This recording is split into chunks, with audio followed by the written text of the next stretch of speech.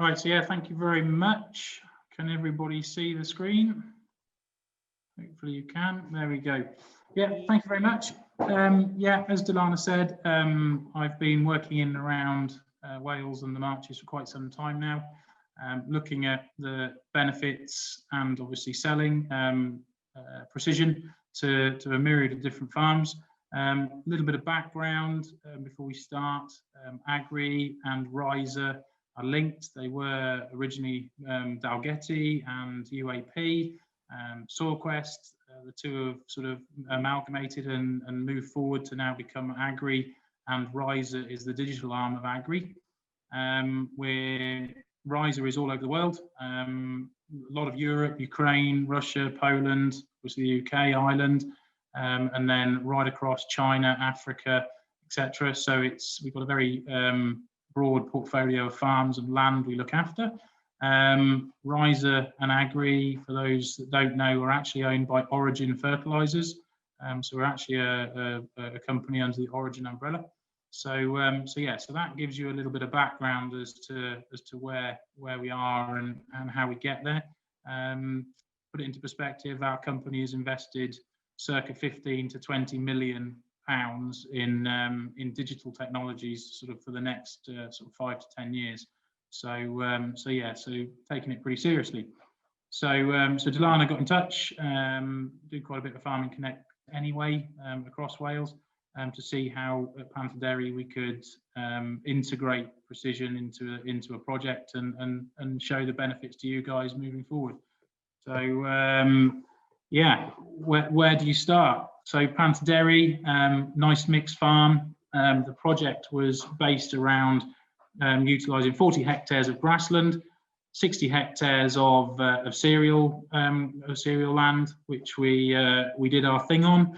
We've soil mapped it, zoned it, analysed it for P&K, mag, pH, as well as texture, so that we can make very informed decisions. And then we have and will continue to create nutrient management plans for each field and each zone in each field. Come to it in a minute.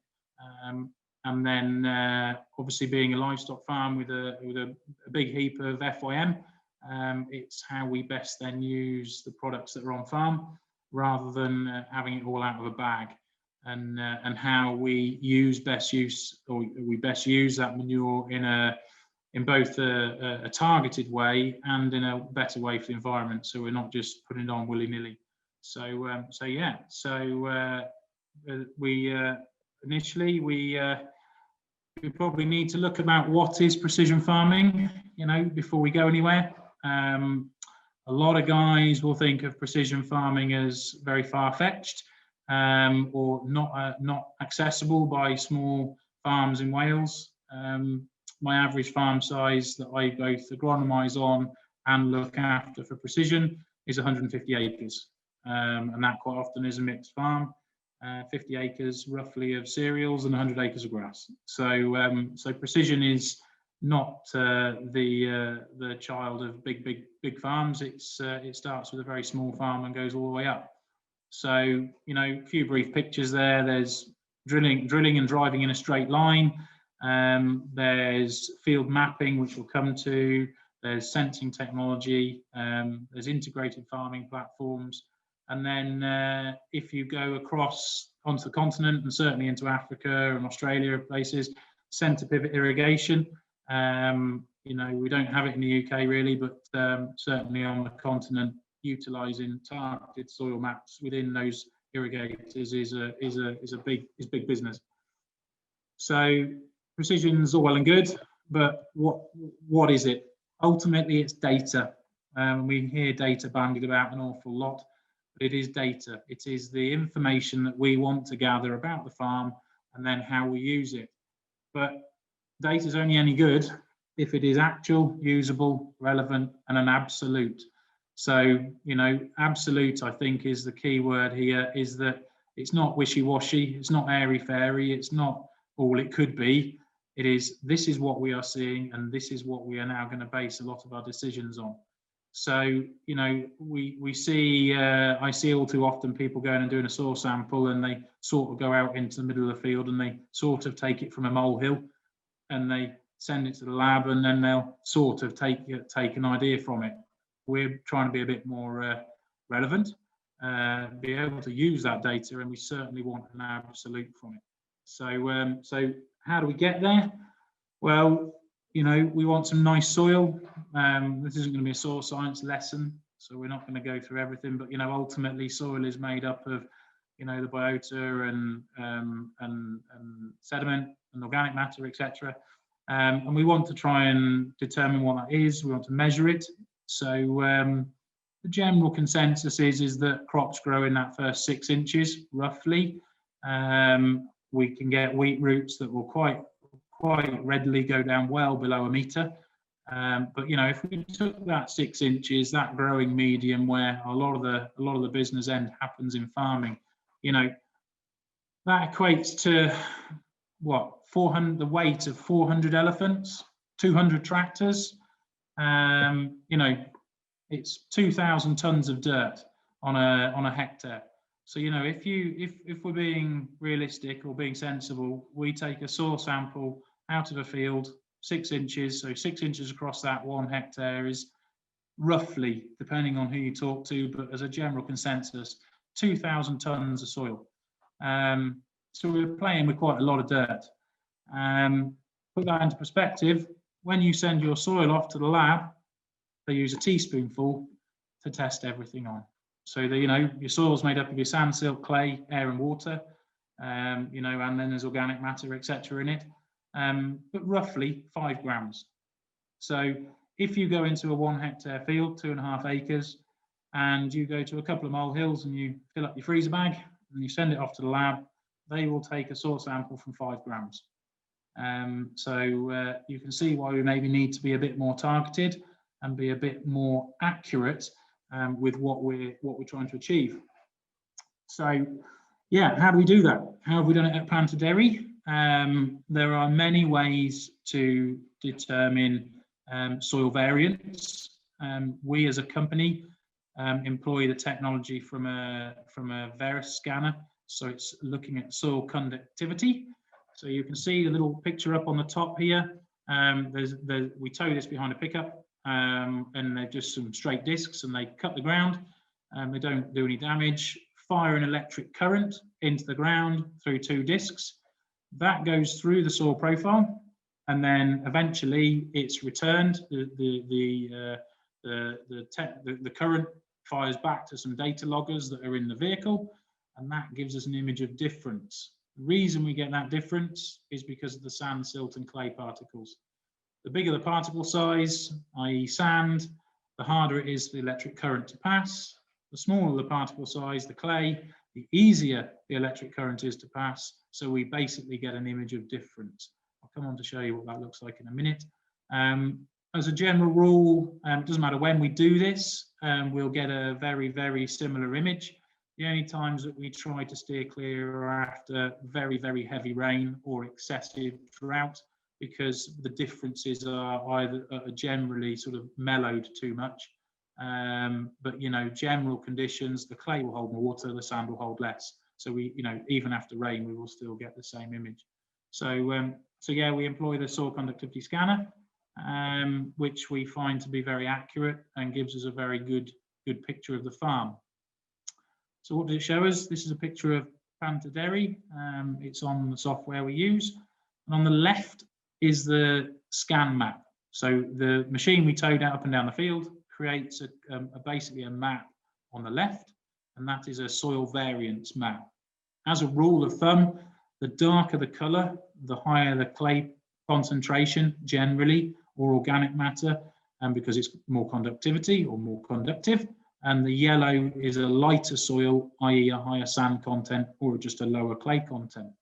And we use that image on the left to then create soil zones, which is the image on the right. So the little black squiggly lines, you'll be able to see a correlation between where the squiggly lines are on the right here and where the yellow and the blacker images are on the image on the left. So what we're doing is we're using the soil conductivity. So you could say the soil type, soil difference, to determine where we then start to look at soil sampling. So each one of these little squiggly areas is a soil zone. It's what we've determined from this map, this yellow and black map, where we should be putting the soil zones. From these soil zones now, on the right here, we will then come in with quad bikes. We use quad bikes for sampling. We don't generally hand sample. These are GPS logged. They all run GPS devices, so we can go back to the same point in the future. And then they determine, or the software has determined, the route and the locations to take soil in each of those zones that we've marked up. And then the bike goes in, it's an auto sampler. This thing on the side is a Wintec samplers, and that takes a 6 to 7 inch core automatically. And then in each zone, we will take between 20 and 30 cores out of each zone. Each zone's worth of soil, so those 30 cores, get put in a bag, and then that zone gets sent off to the lab. What does that mean? It means that we then create these soil analysis maps. So they look very pretty, there's lots of colours going on, but we send the soil off to the lab. Predominantly I use Landprop Laboratories, NRM also, and they will test for pK, magnesium and pH, and as I say, laser texture. Increasingly, we're testing for soil health through a Solvita test at the right time of year, and we're also testing for organic matter. And moving forward, I'm encouraging more people to do carbon-nitrogen ratio, cation exchange capacity, just to give us a little bit of a better understanding of the farm's soils. Because increasingly we're finding that, and certainly it's my opinion, you don't need to feed the soil to keep building your indices. We actually want to feed the crop. So as long as we're not letting our indices drop, and we can keep them static, if that's what we want, you can quite happily grow 10, 12, 13 tons of dry matter crop of grass or a 4 tons an acre crop of wheat on a relatively low indice, as long as you feed your crop. So these soil analyses come back and we get these very pretty maps, and you can see on the left is a phosphate map and on the right is a potash map. And you can see there are very subtle differences on some fields in colours, and each one of those is a different indice. We will have got, some fields that are here at mid to high 2s, and some parts of the field that are here at mid to low 1s, and then we've got some over here that are sub 1. So, it gives us an indication of what we can do to apply nutrition variably, or if nothing else, where we want to apply our manures, our chicken muck, our slurry in the future, rather than doing the closest field to the farm. So we've got these two, and we present these on the data. We've got these two maps. You've also got, a plethora of maps in the background. What did it mean at Pantaderry? Well, you may have seen this work we've already done. We did variable rate lime applications. So on Pantaderry, on the grass and on the arable, on the grass and on the left, the arable on the right, we applied lime variably, and those rates range from 1.8 tons per hectare, which is pretty low, to be fair. We generally wouldn't do that as a matter of course, because spreaders struggle to spread that low, right up to 6 tons a hectare. So a massive variation on the farm, and some fields that are white need no lime at all, or were not in the scheme. The figures are there, but the headline figure is we saved roughly £1,000 over the acreage there, from doing variable to doing flat rate. I know at Pantaderry and in Wales, there's a general feeling that lime contractors will charge you slightly more for variable rate applications. Certainly that was the case over the border with me 5 years ago. Now it isn't the case. If you aren't able to do variable rate applications, a lot of lime contractors won't get the job. So actually variable rate applications just become part of the service they offer. And that's also becoming the case with variable rate drilling, variable rate fertilizer applications, and targeted lime. So yes, you could say we need to spend a little bit more today, and I think that Pantaderry they had to, but moving forward that won't be the case, because new spreaders, new drills, they have the technology on them, and they're not a cost option. They're factory fit. So Yeah, so we had a nice saving on lime, and also we need to remember we are being more targeted. So not only as a saving, we should see a better return, fields performing better, and we're not banging raw material, fertilizer or lime willy-nilly, which we're being more targeted and responsible with our input. So, 2 little snippets there, Verberate lime spreader there on the back, little agri spread. More and more people are using those. They're really good. They're light on the ground. I did the Verberate plan. I do it on my software. I emailed it across to the lime contractor. He puts it there on just a little tiny SD card, bangs it in the box, and he just drives up and down, and the lime spreader will do its thing. So it's, it should be, and increasingly it's a nice, easy process. What else did we mean? Well, there on the left, we don't obviously just do lime. You saw the P and the K maps. On the left is a variable rate potash map. So we've taken into account where the manure's gone. We always start with the manure, and then we've taken into account yield, offtake, etc. And then we've applied potash, and you can see again we've got ranges from 85 kilos of product a hectare right up to 200 kilos. So again, it's a quarried product. It needs to be used responsibly. It's not getting any cheaper, although it's pretty much the cheapest it's been for a very long time. But if you think that potash, particularly, a lot of the UK's potash comes out of, or used to come out of a quarry at Bolby up in Cleveland. That now isn't operational at the minute. There's a new quarry coming online. Some of the potash is obviously coming from abroad and from the same seam as the Cleveland one in Germany. These products they're not going to be here forever, and we need to be more responsible with its use. So let's use the muck first, use that responsibly, and then from the information we've garnered from the scanning, we can then target the potash a little bit better. On the right, we produce, because obviously a lot of our work is also in England, we produce spread risk maps. So, we can give that to a contractor, to the farm, to the slurry contractor, and it's actually an NVZ spread risk map, but remove the NVZ tagline. It's a really useful bit of information to have. And also, if you take heed of it as a farmer, you're showing due care and diligence, and it's only something that's going to get more and more important as the next few years rumble on, that we aren't polluting rivers, we're not putting slurry on very close to watercourses, we're not growing maize on very steep ground, we're putting grass buffer strips in. So, it's just another part of what we offer as the full package, and is a useful little thing to have and to thrust in front of a farm inspector or red tractor, fab, or whatever it might be.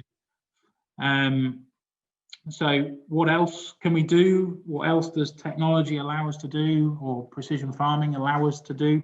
Targeted manure applications. I don't get sponsored by John Deere. I don't care what colour tractor it is. It's just the guys at John Deere in my local John Deere dealership are really good and allow me to use some of their data, some of their information, and we work quite closely with them. So yeah, some of my farms targeted manure applications.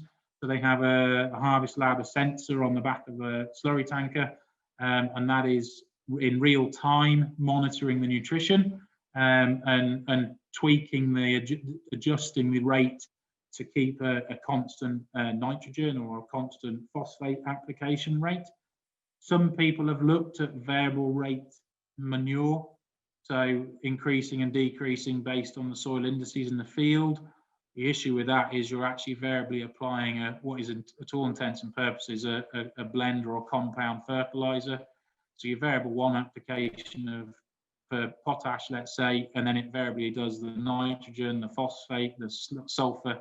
So I try and steer clear of it, but it's very important, again, to have a more targeted approach to that manure. And also, from this point of view, it's recording where you've been. So, I very much advocate, and I hope this will come forward in technology because it's good. I had a customer recently who applied manure properly, slurry, in the summer with an injector. There was a pollution incident in the river through no fault of his own. and we could show in real time with the Harvest Lab exactly how much manure went on, the time of day it went on, and we could cross-reference that with our weather data and show nothing was done wrong. So it got us out of possibly a far more difficult situation. So yeah, so targeted and variable rate manure applications. Certainly variable rate nitrogen based on crop growth can be a thing to do. So the image there is in blue is actually a satellite image. Satellites are banging over the farms, the whole country, every day, and we get satellite imagery at least once a week. And in this situation, you can target manure based on good and poor growth areas. You can target your nitrogen on good and poor growth areas. All that blue that you're looking at is actually grass. And the white areas are flood damage where we don't have a crop, so we're not going to put any nitrogen. And the dark blue areas are where the river has deposited silt and we get very strong growth, so we can feed that crop a little bit more. And what that actually means is we're trying to just feed the good areas and not feed the poor areas in that situation. So there we are, that's a variable nitrogen or variable manure application for a particular reason. It's actually dirty water in this sense, with quite a high nitrogen content, low phosphate, average potash. So although I said I try not to do variable rate manure, that is actually a variable rate manure plant. What else do we do? Well, variable rate seed. I'm going to put this up there. Hopefully we're nearly at the end of drilling, but probably we're not. Certainly some of my guys are only 50% through cereal drilling so far. Maize has been late to come off. Why do I put it up? Well, we're talking about being precise, have more precision on farms. Talk about 1,000 grain weight on seeds. It's really back to basics. 1,000 grain weight, so 1,000 grains weigh, in some cases this year in wheat, anything from 42 TGW to 68 TGW. So over 20,000 grain weight difference. That's massive. Put it into perspective, if you were going to plant, your crop at a 55,000 grain weight, and then you actually ended up with seed that was a 60,000 grain weight, you are 10%, heavier straight away. So your seed's going to weigh 10% more to put exactly the same amount of plants in the ground. So we need to know how many plants we want to drill, for the time of year. It's very important. The whole 100 weight and a half, 100 weight and 3/4, bag to the acre, that really needs to go out with the arc now. We need to look at final plant population, target seeds per square metre, 1,000 grain weight, and produce a proper drilling plan. Even if it's not variably, just have more knowledge of what you're actually putting in the ground. I had one farmer that didn't believe me last year. He drilled as he would always drill at 100 weight and a half. I got him to drill the other half of the field no differently, except we took into account the 1,000 grain weight, which meant he was actually planting at 100 weight for the time of year, and the 100 weight, which he didn't believe me, out yielded his 100 weight and a half when the combine went through, to the tune of 20%. So all that was understanding your 1,000 grain weight and how many plants you're putting in the ground. So there are loads of tools online, or get in contact with me. I can bang you a number of tools so you can work it out for yourselves on farm. So that sort of leads on then to Pantaderi. We did a variable rate drilling trial. We increased the rate of the seed on the heavier areas, the poorer establishing areas, which was plus 30% on the heaviest, plus 15% on the mid, and then the target seed rate on the nicest soil. It's not a one-hit wonder. You're not going to get it right necessarily in the first year. I know we've got some questions at Pantaderi that we need to look into. But certainly in all the work we have been doing, we're seeing a minimum of 5%, and in a lot of situations 7, 8, 9% yield uplift by targeting our seed at the poorer establishing areas on the field. The aim on a winter crop is to get that crop into the spring with the most even amount of plants you've got, and then you can get, and then you can manage it with nitrogen from there. So you remember we had a black and yellow image, that scan map from the various scanner conductivity map. So the black was the heaviest areas. You know, in this situation, it's the poorest soil. It's the area that is a bit cold and wet and establishes a bit poorer, a bit more poorly. And then the yellow is actually the lightest ground, which is quite nice and fluffy and will establish far quicker and warmer and more easy. So, so we're targeting our seed rate based on the soil type. What did that actually look like? Well, on the left is a scan map. On the right are the variable rate drilling plans. So like you say, I've got a rate change from 174 kilos to 225 kilos of seed. And then the yellow around the outside of this right-hand image is a turning headland. So quite often I will increase the seed rates wherever you're turning with the tractor and drill, because again, compaction, smaller fields, the headland accounts for a massive area of the field, and most of us can probably see when we go back to our fields how much compaction there is and the problems we see with that, which is poorer establishment and poorer yields. So we need to try and keep those yields up on the headland. What did that actually mean? Well, there was quite a lot of plant counts done. I think without going through it all, ultimately on the variable rate trial before combining from these plans, we had a just shy of 4.5% more heads per meter squared. That's you know, that's a lot. That's 1,107,000 heads per hectare. That's quite a lot. You know, so we're trying to get a nice even establishment. We're trying to get as many heads as we can. We can then feed that crop and we can then take it through to harvest and hopefully see an increase in yield. What else can we do? You know, we haven't got yield mapping at Panther Dairy at the minute, either combine or forage harvester, but why do we want it? Well, if I took you across the border to a lot of my dairies or digesters, if the forage harvester doesn't have yield mapping on, you won't get the job of doing the forage harvesting.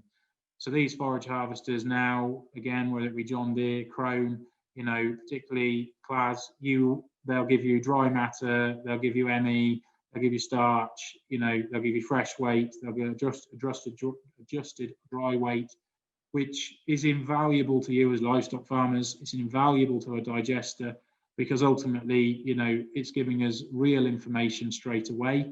And we can also then get a yield map, which will give us an indication of what that crop's doing and how we can then target overseeding with grass possibly, or nutrition, or whether we need to lay a new lay down because it's not performing.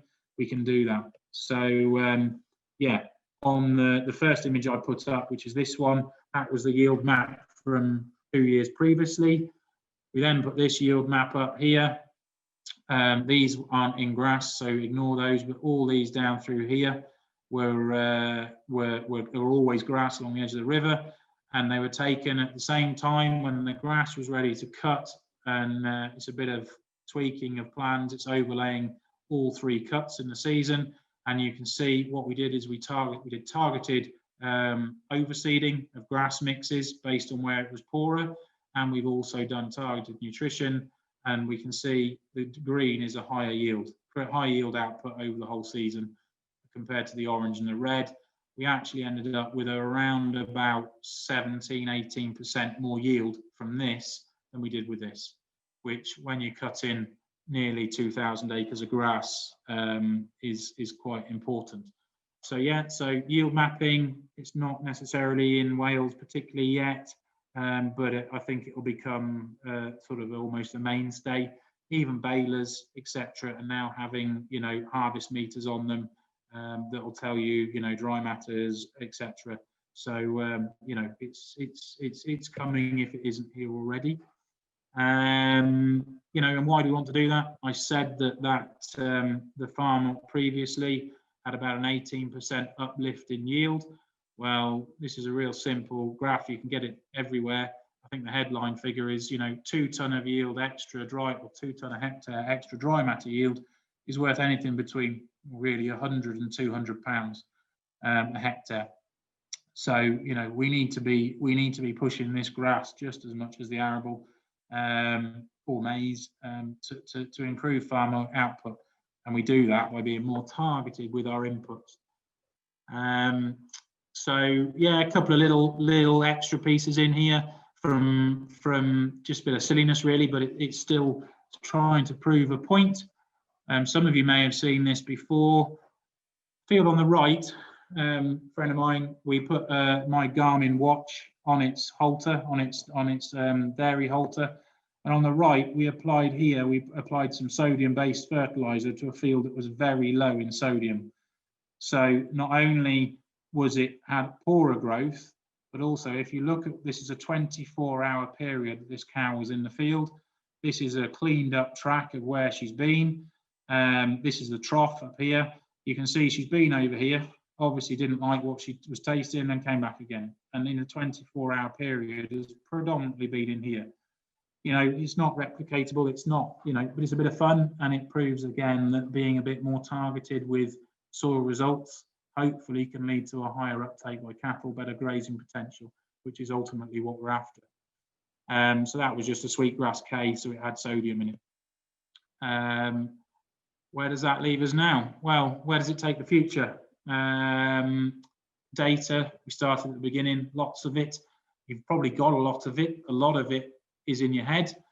A lot of it, if I come in, I probably won't find anything massively new, but it puts it in one place and allows us to manage it. So stacking data on top of each other, yield maps, satellite imagery, soil data maps, livestock output.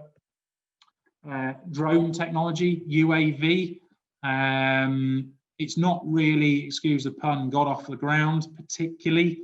They're very expensive. They have to be flown by a professional predominantly. Everybody wants you on the same day.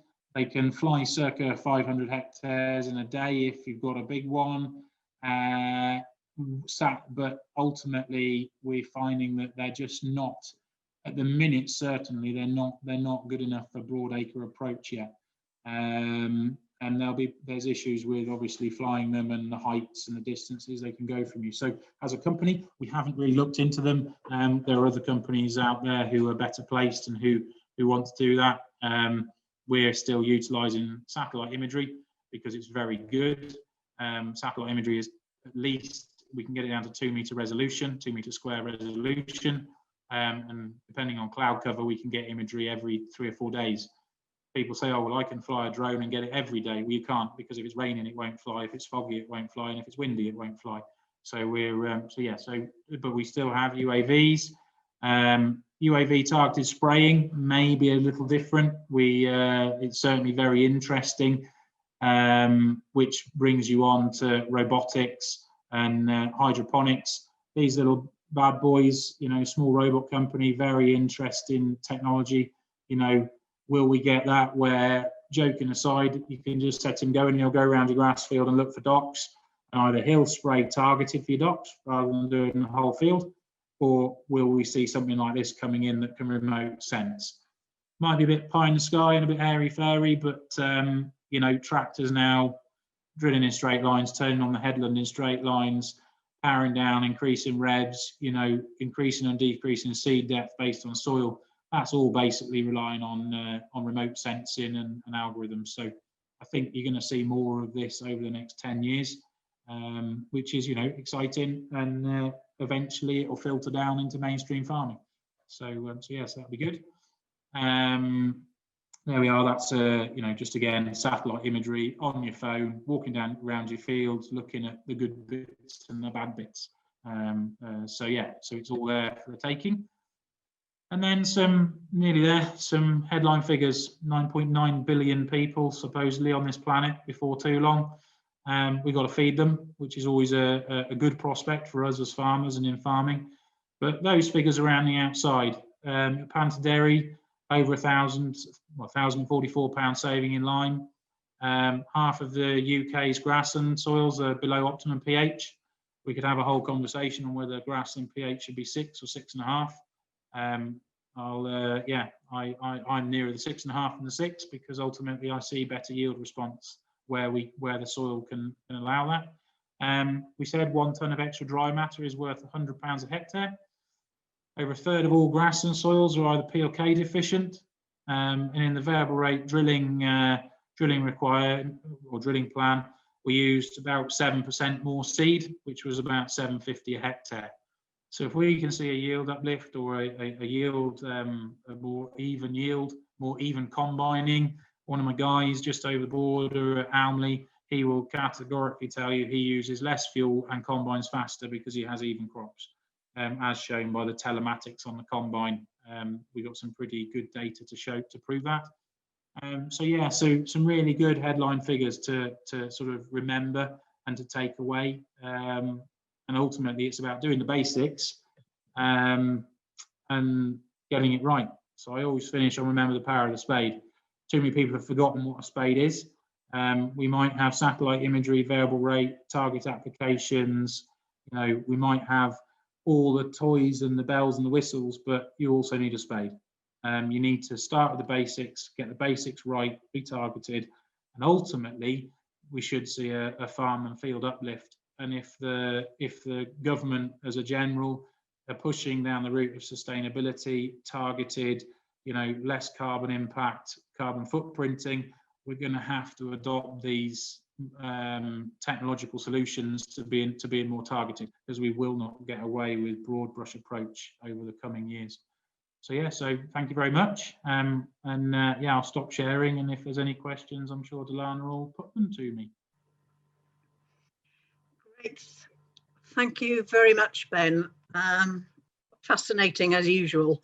I think this technology has fantastic applications to help farmers, actually, like you said about the farmer that had done everything right with regards to his slurry application, but yet there was a pollution incident in the river, and he was actually able to provide a flow diagram saying this is what I did and when I did it, and it's all within the right guidelines.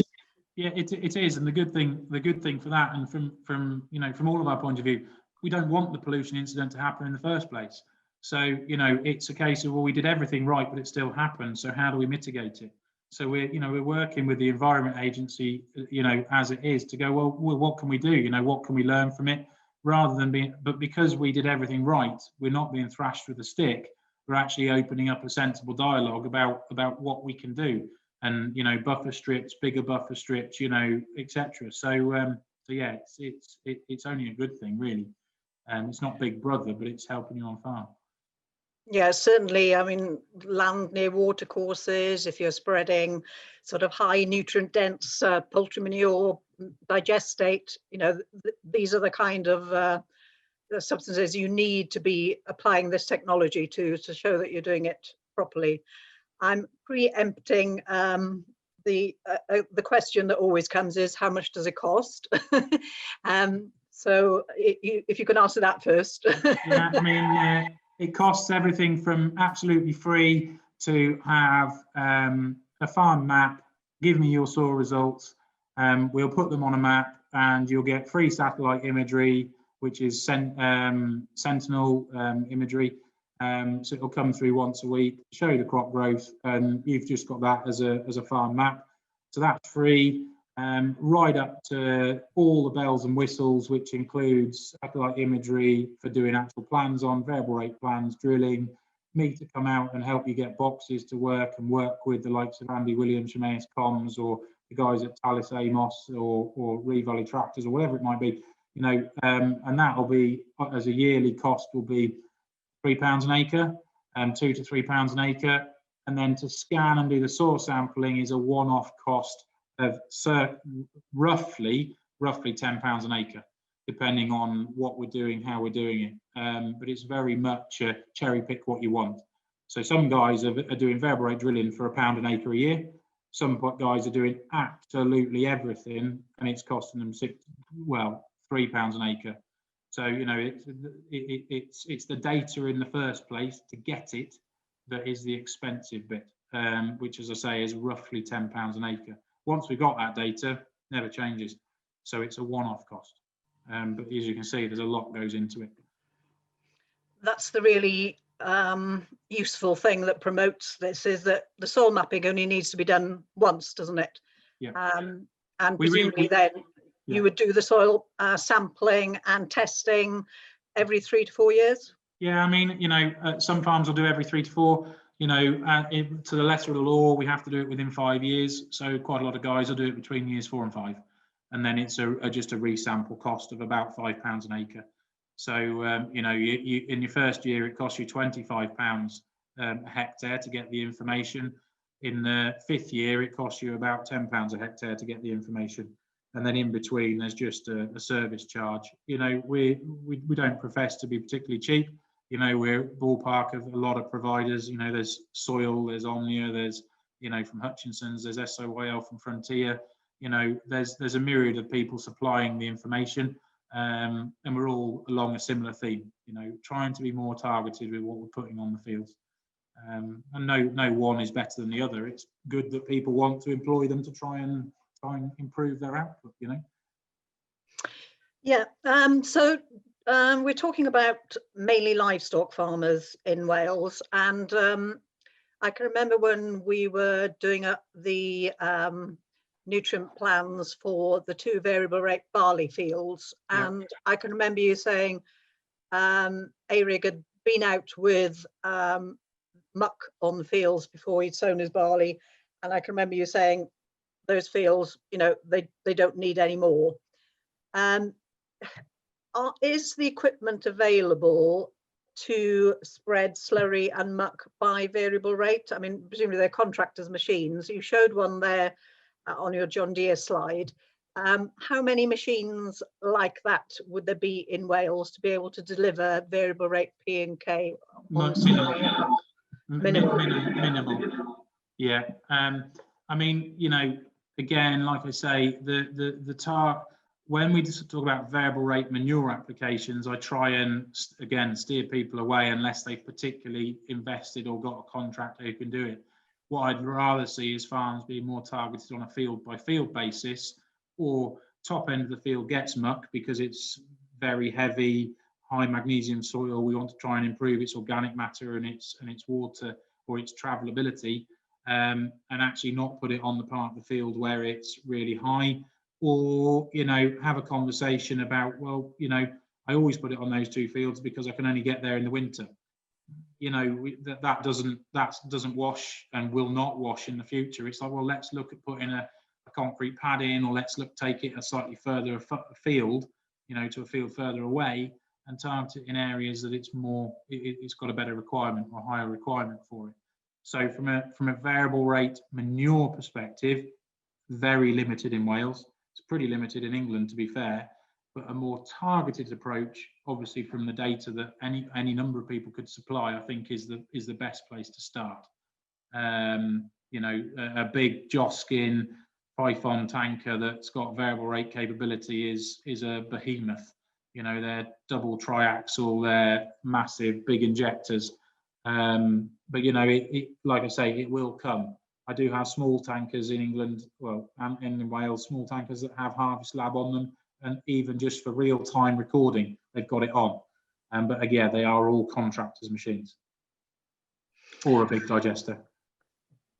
I think we should probably add that you don't need to have all this equipment to practice variable rate farming, because in Pantaderi, ARIG is very much looking into getting a GPS controlled tractor, but the 2 actions we took in variable rate lime spreading and the variable seed rate sowing were actually completed by contractors. They were farmer contractors that came in to do the work, and to be honest, you'd be getting a contractor in to do your lime anyway. So it wasn't a big ask to do this kind of work on a normal grassland farm, because the contractors are out there to help you out.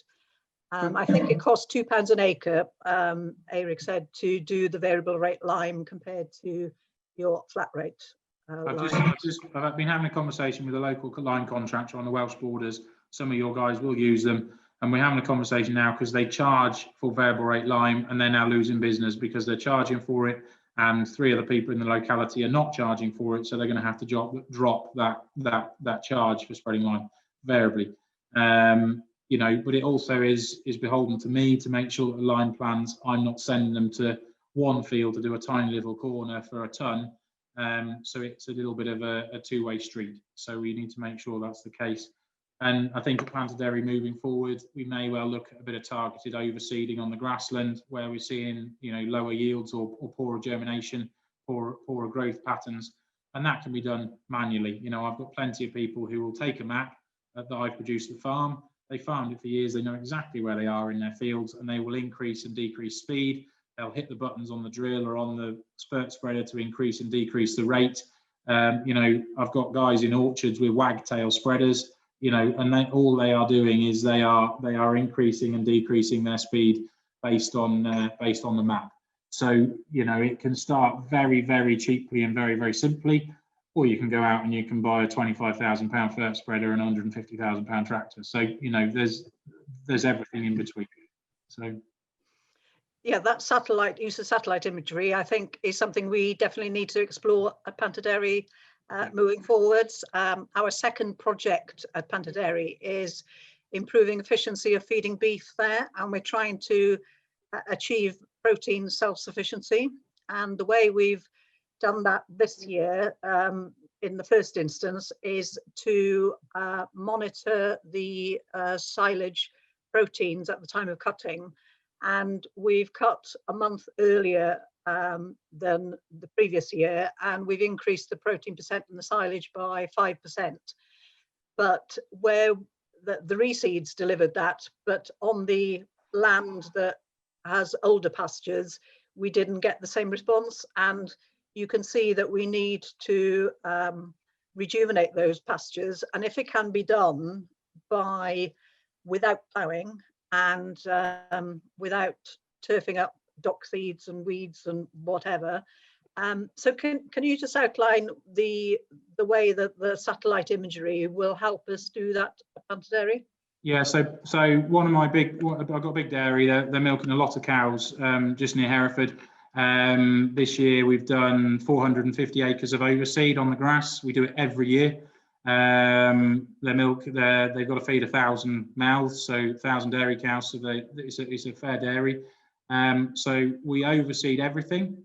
We take 15 kilos a bag to the acre. I know I said earlier we don't do that, but that's the starting point with grass overseeds. And then we use the satellite imagery that we have achieved for the farm, got for the season, and the yield mapping to determine where we've got poorer yield, both from a protein ME point of view and from an outright yield point of view.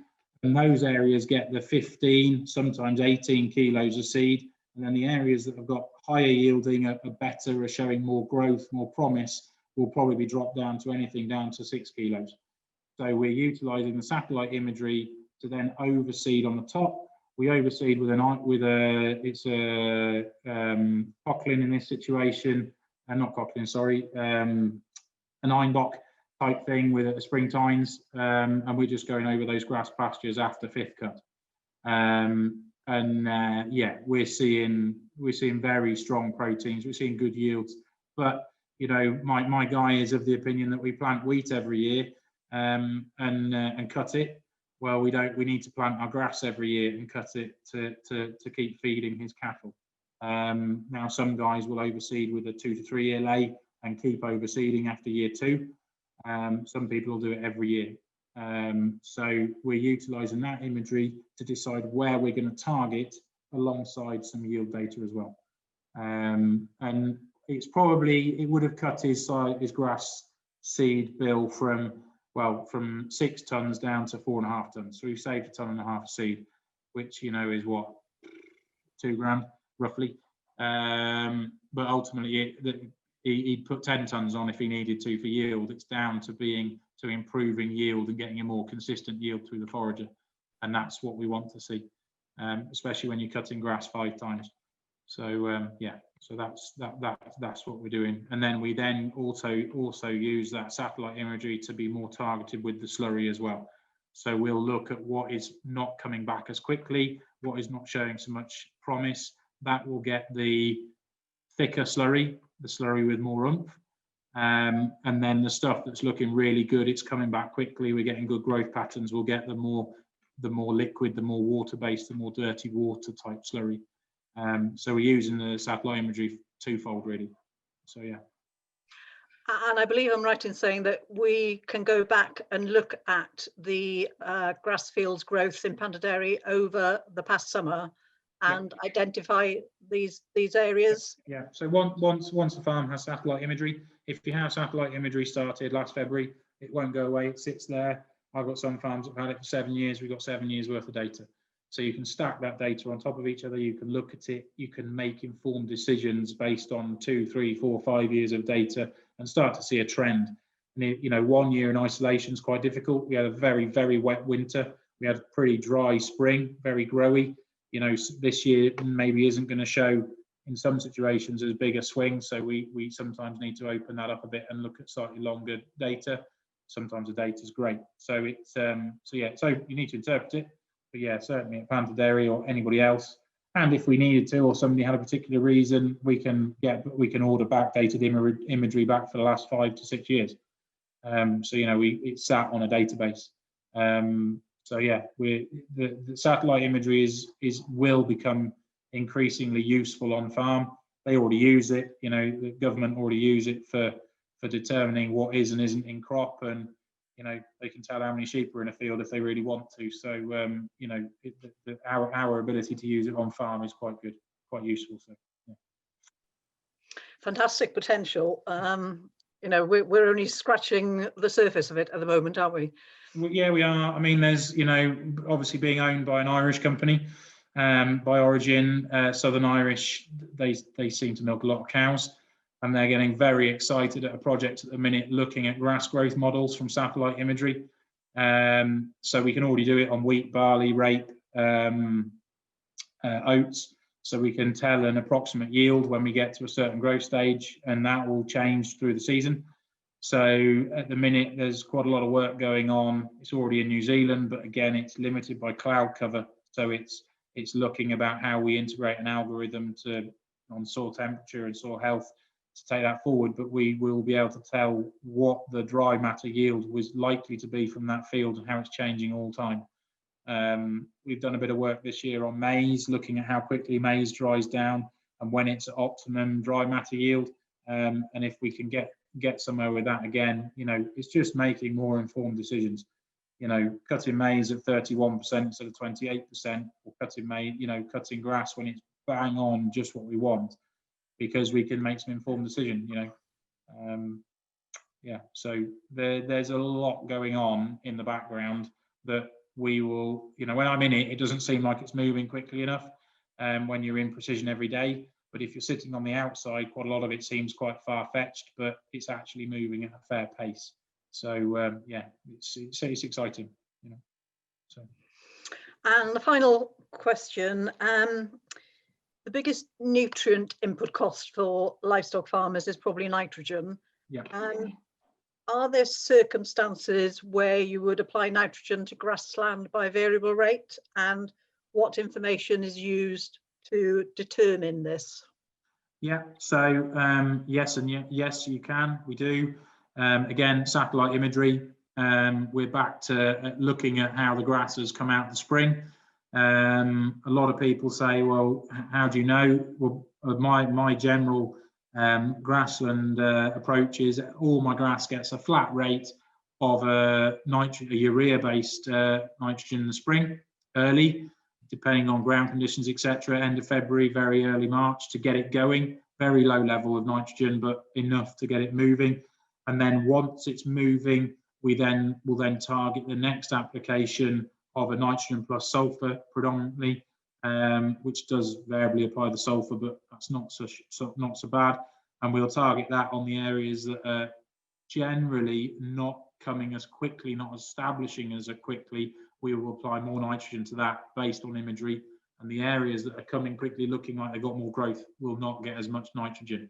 As we get later in the season, that actually role gets reversed, and we'll put more nitrogen on the areas that are looking to yield and less on the poorer areas, because you're not going to get a response.